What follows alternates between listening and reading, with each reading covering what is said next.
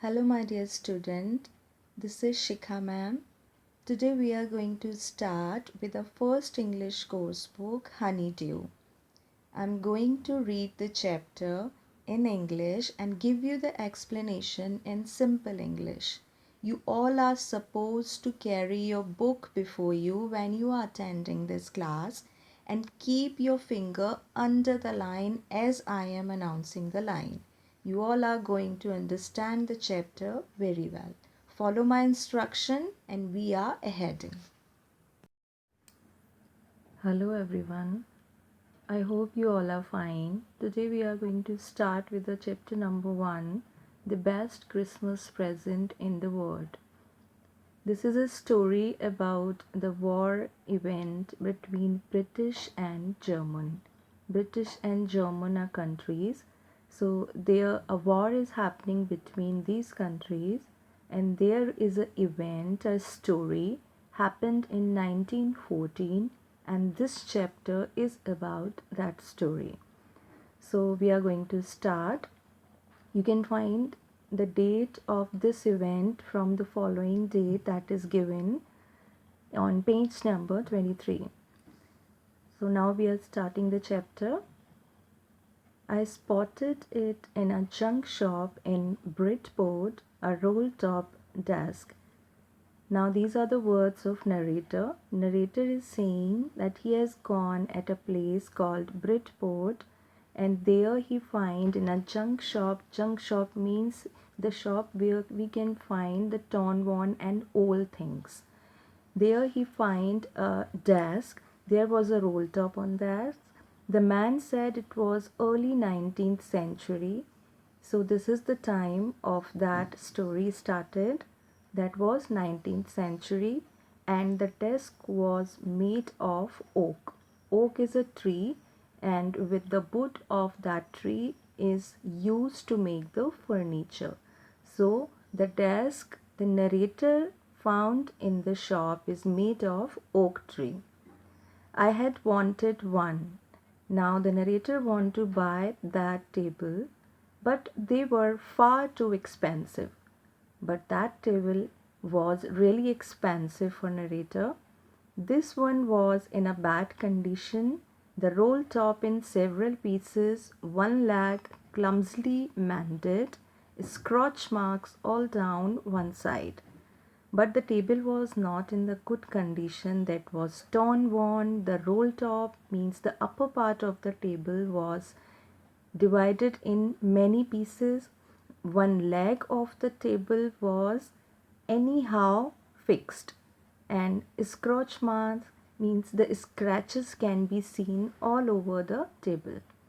It was going for very little money, but the worth of this table was very less. So I thought I could restore it. So narrator decided to buy it. It would be a risk, a challenge. Narrator said, if I am going to buy this old table, it is going to be a risk, but narrator want to take this challenge. But I had to have it. I paid the man and brought it back to my workroom at the back of the garage. Now, narrator give the money to the shopkeeper and bring that table to a home, and there is a room, working room, where he generally work, and that was at the back of garage of its home. I began work on it on Christmas Eve.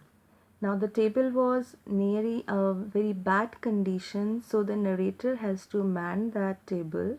So he started working on that table on Christmas Eve. I removed the roll top completely and pulled out the drawers. Now to starting mending the table, he just take out all the drawers of the table, and the upper part of the table he has taken out. The winner held lifted almost everywhere. Now the sun mica or the plastic part which is fixed on the table for decorative purpose, that was also come out and turned on. Now it looked like water damage to me, Means the narrator was thinking that the table was damaged by water. Both fire and water had clearly taken their toll on this desk. Now, taken their toll means to damage or to destroy anything. So, the writer was thinking that the table is destroyed by the water and as well as fire. The last drawer was stuck fast. There are many drawers in the table. All the drawers is taken out by the narrator, but the last drawer that was stuck very hard and it is not coming out. I tried all I could to ease it out gently, but the writer was making his effort to take this drawer out. In the end, I used brute force, and after that, writer with force tried to take out that desk. I struck it sharply with the side of my fist, and the drawer flew open to reveal a shallow space underneath, a secret drawer. At the last, because the drawer was very hard fixed inside the table, so with a great force, the narrator took out the drawer and he got hurt in his fist. Fist is called when you make a punch. Okay. And there he find a little gap that is a type of drawer. There was something in there. Something was kept in the drawer. Now what was that? I reached in and took out a small black tin box. Now narrator was very keen to know about, so there was a small metal box was kept in that drawer and writer took out that box. Sellotaped to the top of it was a piece of lined note paper. Now there is a notepad and a note paper on which we write something. So over that box a paper was there and that was sticked with a sellotape and written on it in shaky handwriting.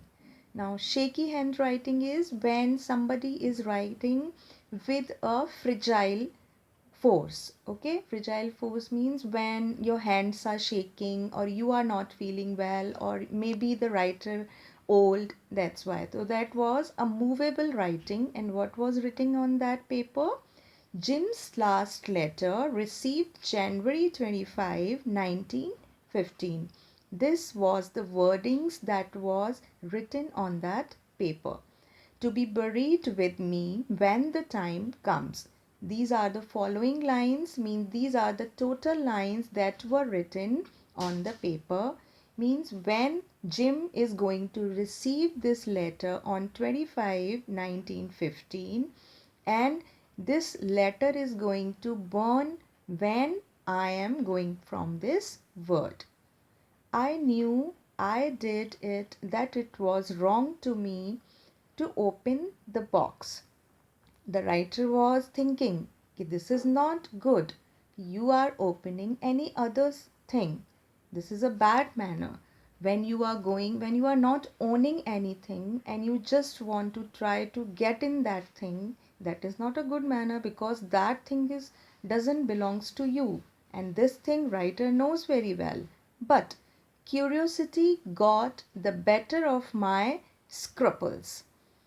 But the writer was very curious, very mean and eager to want what is written in that letter. Now scruples means a type of feeling that make you hesitate to do something wrong. When you are going to do something wrong, your heartbeats get increased, your heartbeat increased and your forehead started sweating. So it means you are knowing you are doing something wrong. So it is a type of feeling that is called scruples.